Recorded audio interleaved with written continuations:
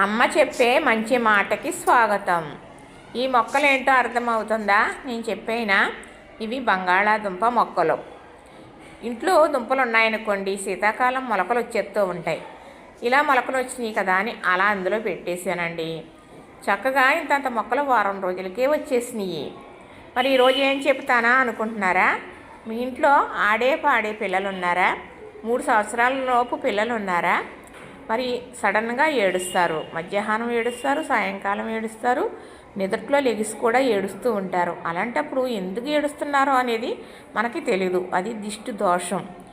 అలాంటప్పుడు గుప్పుడు కొళ్ళుప్పు తీసుకుని ముమ్మారు దిగదుడిసి నీటిలో కడిగేసారనుకో, నీటిలో ఉప్పు కరిగినట్టుగా దిష్టి కరిగిపోతుంది. పిల్లలు హ్యాపీగా ఆడుకుంటారు, హాయిగా నిద్రపోతారు. పూర్వం పెద్దలు చేసేదే నేను చేసేది, మీకు చెప్పేది.